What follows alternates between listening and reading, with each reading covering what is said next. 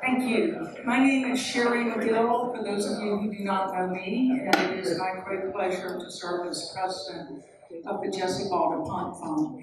Before we get into today's conversation about Jacksonville's city budget, I want to explain to you some things that the duPont Fund is doing this spring. I think many of you know I've announced my retirement, so in the 4.5 months I have left, I've decided that we're going to continue to be a troublemaker. So. And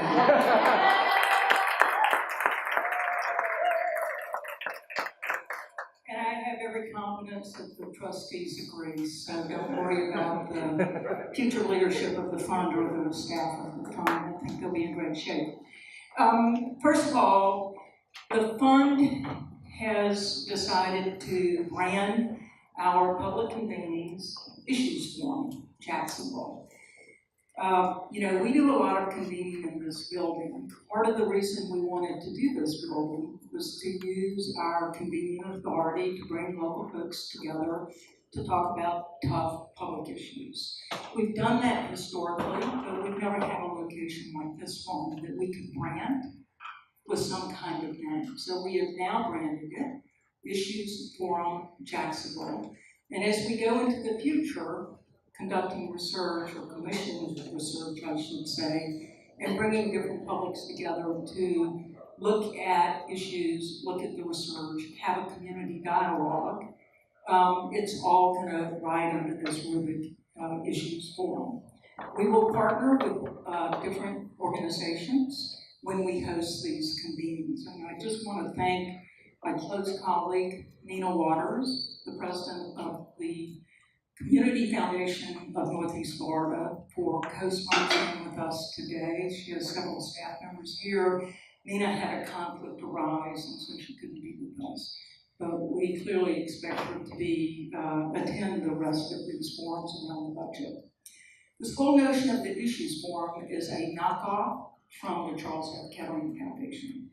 Now, when Kettering does an Issues Forum, they produce what they call an issue guide or an issue advisory. People read it, they come together, they come to agreement or consensus, let's say, and they actually go through an exercise in which they do trade-offs.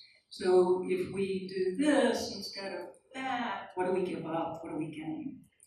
And then they end those conversations with a survey to see if people change their mind, if they learn something, et cetera, et cetera. Kettering never uses experts. I think you know the duPont Fund style is a little different from that. We frequently invest in experts who know something we don't know, and we invite them to do research and then make presentations. But even though we're calling this an Issues Forum, I promise you my colleagues at Kettering would say not exactly what we have in mind. However, we will do some Charles F. Kettering Foundation style Issues Forum in the future, and I'll tell you that in a minute. This budget series is going to have 3 parts. And if you can come to all of them, I really encourage you to do that. Today is baseline understanding. It's long. We know all of you won't be able to stay all day. We will make sure that you get the slide deck and the narrative. It's highly instructive. Anybody who's tried to look at Jacksonville's budget will tell you it's long, complicated. I've heard it said recently, what is the duPont Fund up to over there asking questions about the city budget? I'm sorry, we're not responsible for all the arguments that are going on at City Council and the Mayor's office around money. We've been here a long time. We've been concerned about funding of nonprofits, particularly nonprofits, for a long, long time. We have in the past tried to do our own analysis. Nonprofits in the room know that about us. How much money did the Old Children's Commission get? The public service grants budget, the arts. It's very difficult for us as a foundation staff to trace this, to understand whether dollars are growing or shrinking, to really understand the process of how the budget comes together. So we decided to take a different approach and to hire experts who do this for a living. So today is baseline tutorial 101. And I really encourage you, as Joe goes through this, to stop him and ask questions. I don't get that. Where does that come from? Part 2, which will be much shorter, is going to compare our budget to budgets of other Florida cities. And that's going to include length, how the public understands it, transparency, et cetera, et cetera. So if you can come to that, I would encourage you to. And then the third one is going to be a balancing act. You know, if we do this instead of that, what are we giving up? What are we gaining? So I think the whole series will be really instructive. Our community won't work if engaged citizens don't do more than we probably know. Before I move on, I want to thank a few people in the room for being here. First of all, Councilman Jim Love. Jim, thank you for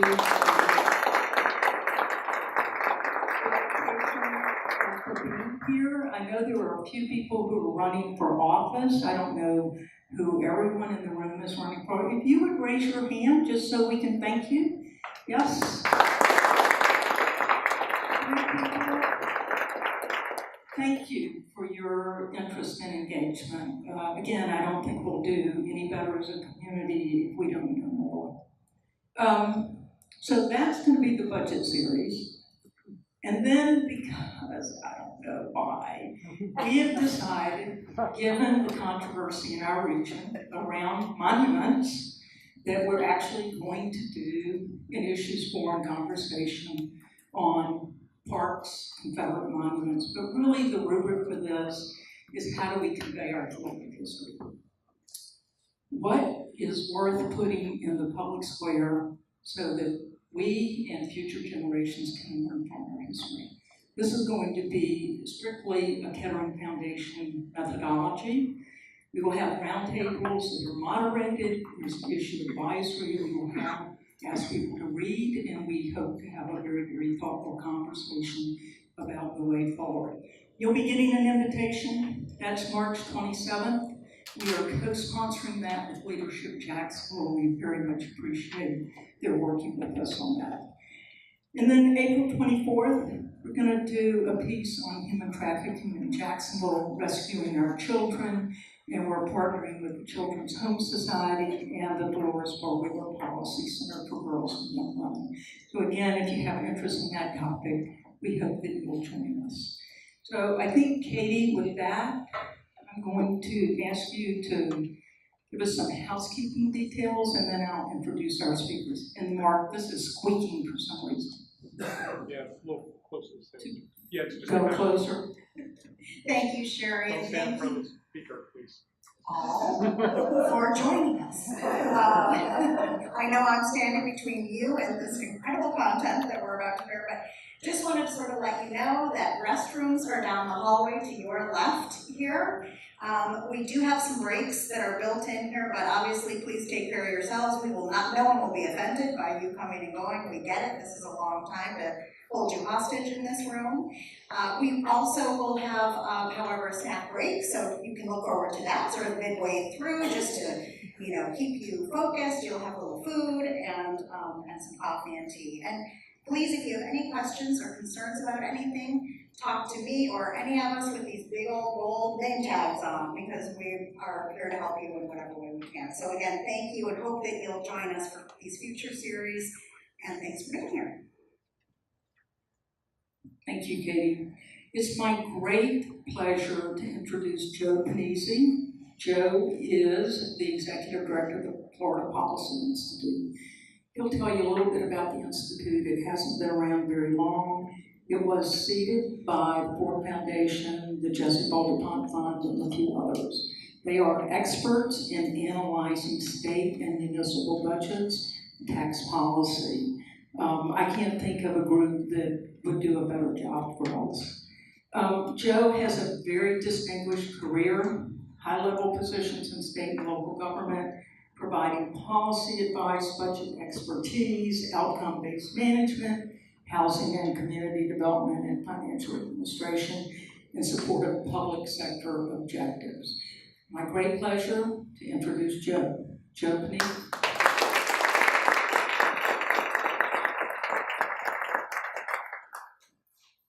you so much, sir. Can everybody hear me okay? Great. So we have a church audience here in Jacksonville, in the back. Don't tell me that. What I'd like to do, if you'll oblige me, is I just want to get a little sense of the audience so I can sort of gauge the presentation. So I'm not going to ask everybody to do it, but if anybody, maybe starting from this room, wants to just identify themselves, tell us why they're here, that'll help me to sort of structure the presentation that we've got. Anybody? Yes, ma'am.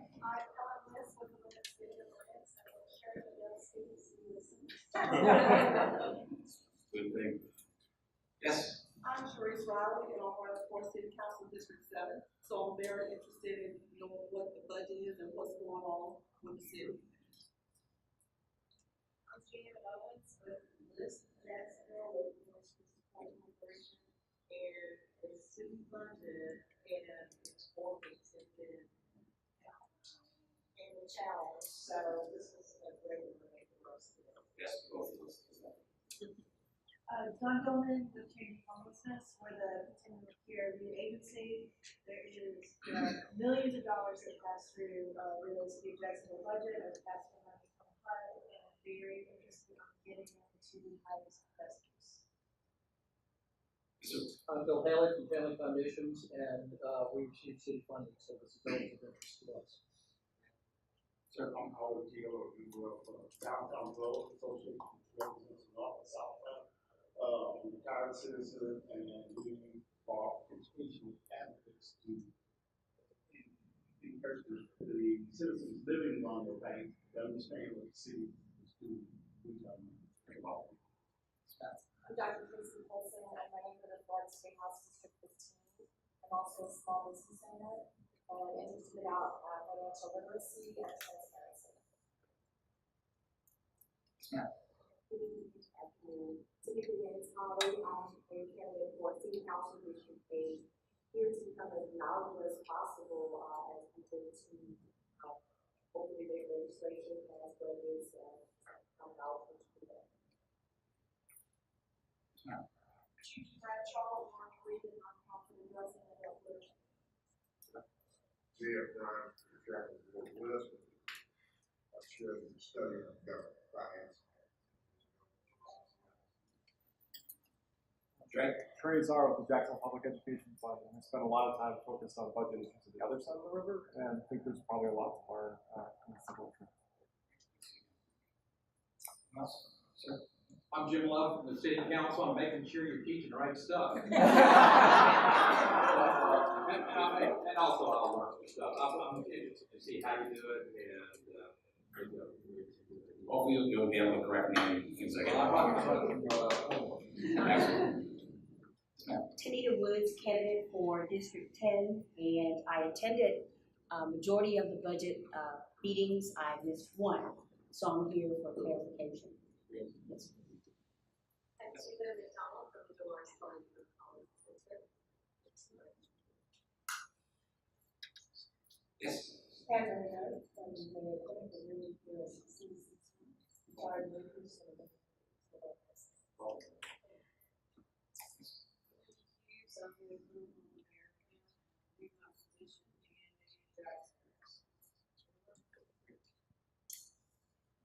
Sir. Pastor Carlton Jones, Gateway Academy of Christians.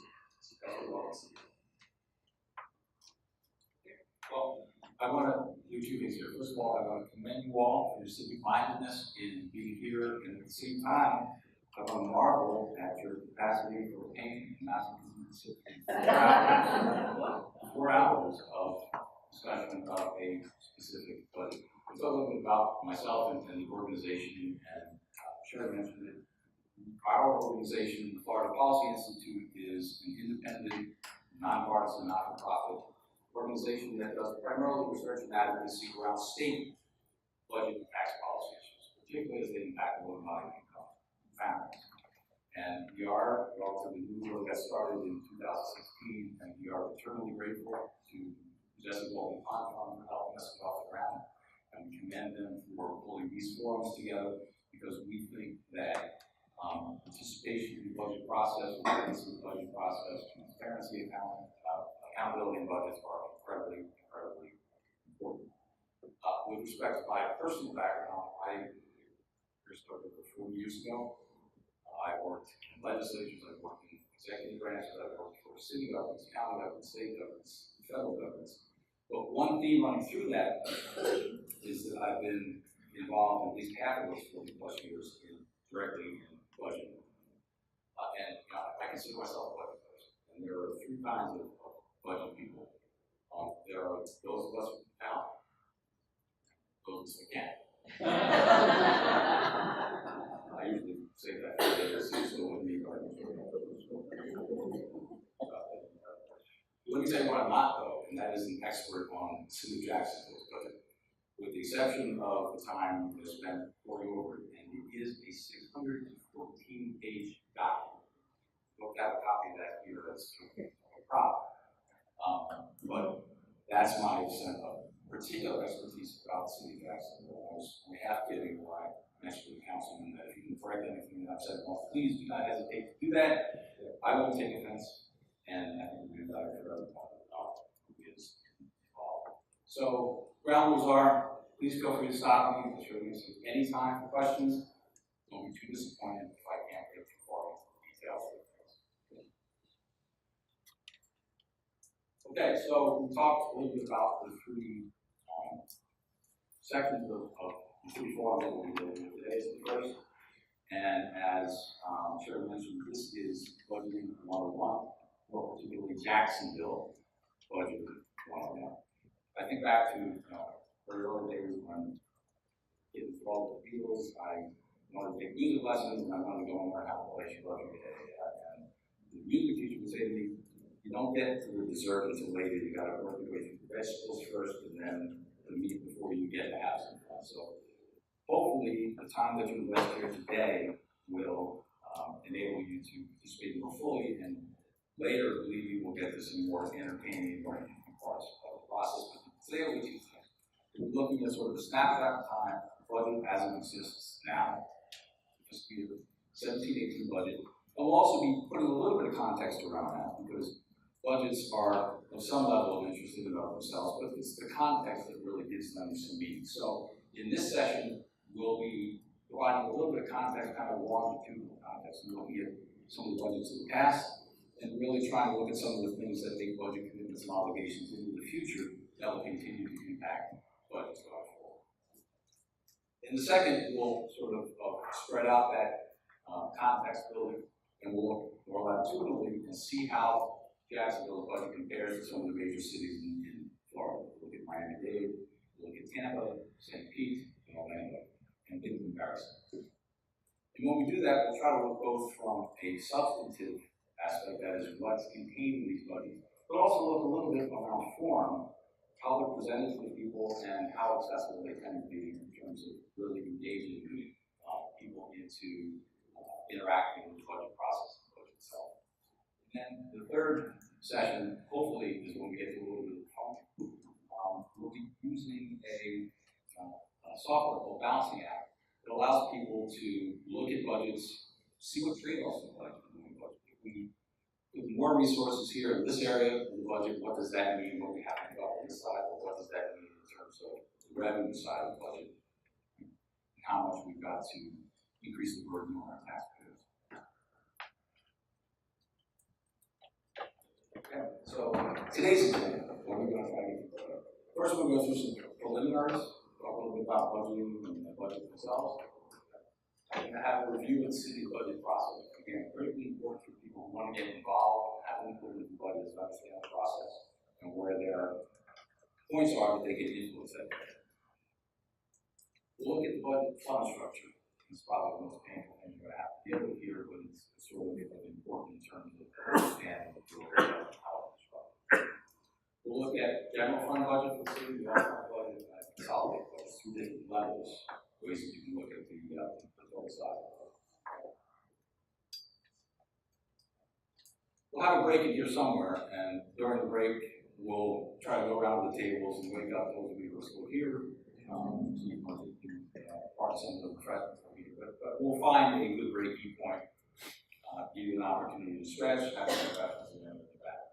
We'll look at the general fund budget by service area, and that's where it starts to get interesting for us. we'll start looking at where the money comes from, about how it's going to, what it is spent on. Talk about property tax, right? The largest single source of revenue that supports the general fund budget. How property tax is put together. You look at debt as part of the city budget. You look at capital outlay as part of the city budget. Again, these things will start into sort of that longitudinal look because we start talking about and thinking about debt in the budget and capital outlay in the budget. You start thinking about where there's some obligations that stay in place for future years. So it's going to be starting the conversation about looking at budget trends and what we can expect in the future. Then we'll go through a 10-year history of revenues and expenditures in the budget. Pensions are an issue. We'll talk a little bit about pensions, not too terribly much, but we'll at least talk about them again in terms of what the pension solution that was recently put in place means in the future. Finally, we'll talk about summary, and then talk about sort of what's going to come in a little bit more detail in the future sessions. Everybody kind of clear on that? Okay. Start with a very basic question.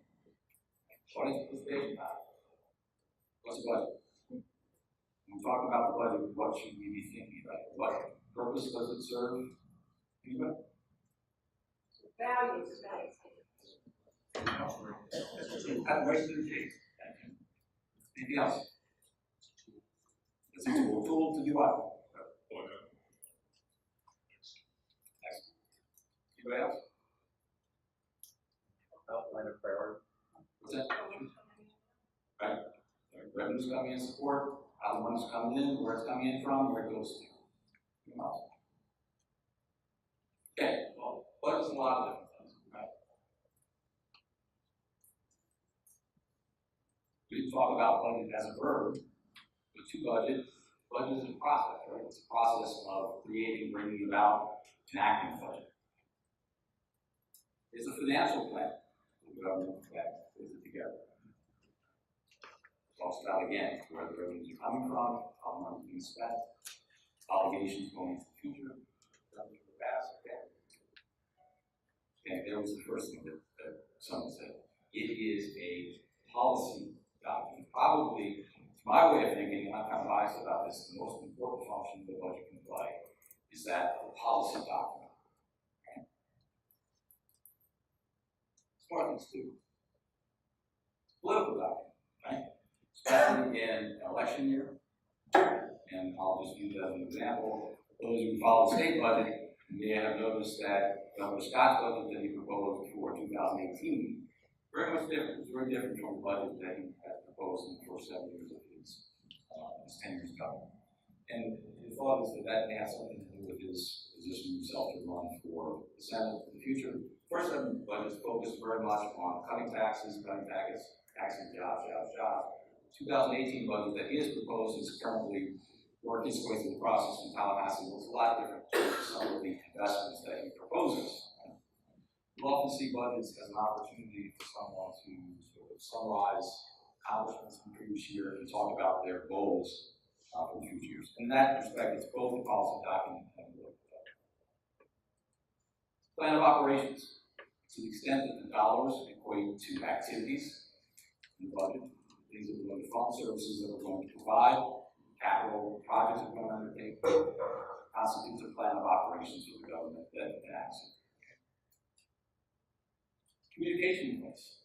To the extent that it wants to be a good policy document, particularly, it needs to communicate its choices to the people who want to engage in that process.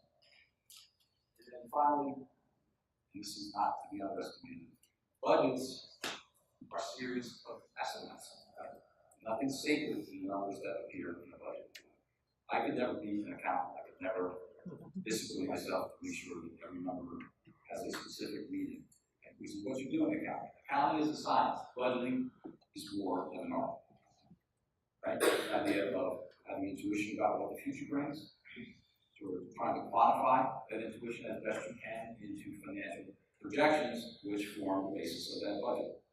Any number that appears in the budget, I shouldn't say any number, because there are some that are hard and fast, when we talk about the debt budget, we know what debt payments are going to be going forward. But for the vast majority of the numbers in the budget, we're looking at projections. How much revenue is going to come in from property tax? How much are we going to pay the tax on full? Sales tax revenue, what's that going to look like? How much are we going to spend on this service, that service? How many people we have? People leave? We have the money that's left over from the individual budgets. Fairly important to understand that budget just doesn't.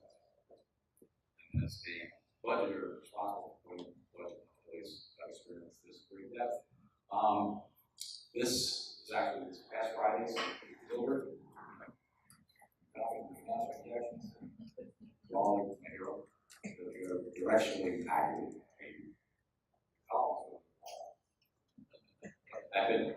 And two words that are critically important to budget directors.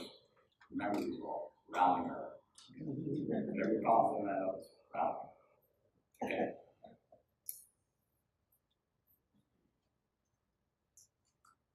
Okay, second question. Discuss what budget is. What constitutes a good budget? You want to take a crack at that? There you go. At the state or local level, there's a requirement that a budget be balanced, right? Not so much at the federal level. They burn money there. The budget is proposed, it's got trillions of dollars of imbalance. But at the local level, the budget, at least based on the projections, right, has to be balanced. The revenues that are expected to come in have to at least balance with the expenditures that go out. Anybody else? Meet the needs of the city. There you go. Meet the needs of the city. Okay. Anybody else? So my take on this is that substantively, right, with respect to what's actually in the budget, what's a good budget needs to be determined by the policymakers and ultimately the residents of, in this case, the city of Jacksonville. Does it meet their needs going forward? So that's a determination not for me to make, but for you ultimately to make as you look at the 17-18 budget, as you look at and engage in future budgets, make a determination all the time. Is this a budget that serves our needs as well as they need to be served? Okay. And make your perceptions in that regard known. Okay. That's on substance, right? And hopefully this whole three-part series will enable you to make those determinations perhaps better than you might have. Otherwise, if that's the case, I'll be successful here. I think the final will be better. Okay. Now, when it comes to form of the budget, it's a little bit different because there is an objective sort of standard that's put in place that judges local, county budgets with respect to how they serve as a document process. That is the Government Finance Officers Association of North America has an award that they give out every year for distinguished budget presentation. And for the fiscal year beginning October 1, 2016, that award was presented to the city of Jacksonville. So that is an award that is judged by peers, government finance officers. That's right on the document. You find it. Put it on my wall. This is an award that's given by a group of peers, government finance officers who review these budgets and how they give this award, they don't give this award.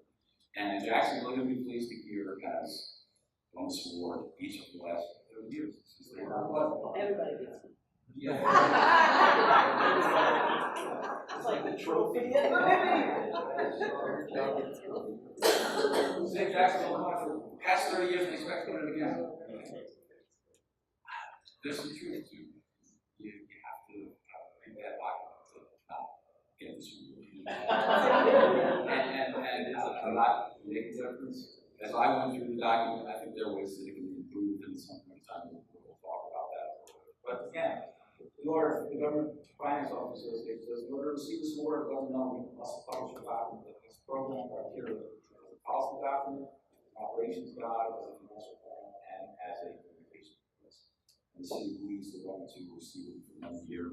I wouldn't dispute that because